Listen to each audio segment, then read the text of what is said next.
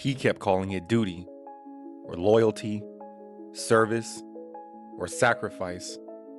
But if a man gives everything to a system that keeps using him or breaking him and still never lets him go, is that honor? Or is that just tragedy with the cleaner name? In Cyberpunk 2077, Solomon Reed is presented like a professional.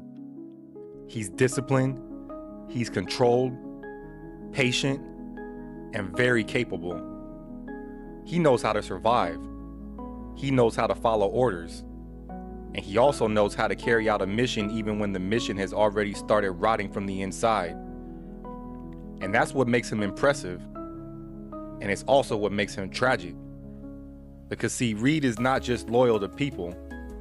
He's loyal to the idea that service gives his life meaning. And that's the mechanism. Reed does not just obey because he's scared. He obeys because without duty, he does not seem to know who he is. And once you see that, his whole character changes. He is not just a government agent doing hard things. He's a man who has tied his identity so tightly to usefulness and loyalty and discipline that even betrayal cannot make him let go. And that's why he hits harder than people expect. Because see, most tragic characters fall because they want too much. But see, Reed falls because he keeps giving too much to something that never truly loved him back. And the NUSA, they use him. Myers, she uses him. The mission uses him. And even when he is abandoned, even when he is lied to, and when he is clearly treated like a disposable instrument, he still returns to the same posture. Duty first and self later. And see, that lands closer to real life than most people want to admit. Because you've done a version of that too.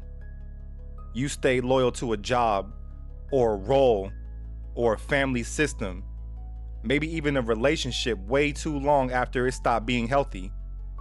And it's not because you were weak. It's not because you were blind either. It's because walking away would have forced you to ask a harder question. If I'm not this, then who am I? And see, sometimes people don't stay because they believe in the system. They stay because the system became their identity. And that's Reed. And that is why it makes him tragic instead of merely pathetic. Because see, Reed is not stupid. He sees the corruption. He sees the manipulation. And he understands the lies better than most people around him. But see, awareness alone does not free him, because the cage is no longer just external. It's internal. He has built a self that only feels stable when it is serving something bigger than himself. Even if that something bigger is dishonest. Even if it's cruel. And even if it's perfectly willing to throw him away. And that's what makes his loyalty painful to watch. Cause see, it's not clean loyalty. It's dependency wearing the language of honor. And once that line gets crossed, every act of sacrifice starts looking different. Because sacrifice is only noble when it is chosen freely. See, if a man has been shaped so deeply by service that he cannot imagine another way to live, then the sacrifice stops being pure. It starts becoming compulsion. Because you've probably admired your own endurance in situations that were actually hollowing you out. And you called it commitment. You called it resilience. You told yourself you were being strong because you kept showing up and kept carrying it and kept staying solid. But part of you may have known that what you called strength was slowly becoming surrender. Cause see, not every sacrifice is noble. Some sacrifices happen because you forgot you were allowed to leave. And that's Reed's tragedy. He keeps calling it duty because duty sounds clean. It sounds honorable. And it sounds bigger than weakness. But underneath it is something much uglier.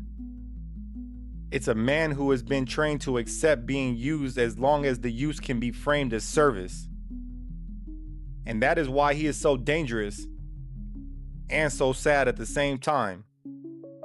See, he's dangerous because a man like that will do almost anything once he believes the cause is legitimate. And it's also sad because a man like that is never really living for himself. He's living for the structure that tells him what he is worth. And once your worth depends on being needed, betrayal does not wake you up. It just makes you work harder to prove you still belong. And see, that's Reed in one line. He is not tragic because bad things happen to him. He's tragic because even after everything, he still cannot stop giving himself to the hand that keeps closing around his throat. So was Reed the real tragic hero? I mean, I think yes. And not because he was the purest man in the story, but because he made the right choices. And it's not because he was innocent, but because he is one of the clearest examples in the game of what happens when loyalty and usefulness and identity fuse together so completely that a person can no longer tell the difference between honor and self-erasure. And if that feels familiar, then it should. Because there's a lot of people in real life who are not being destroyed by open hatred. They're being destroyed by the quiet need to remain useful to something that has never truly valued them.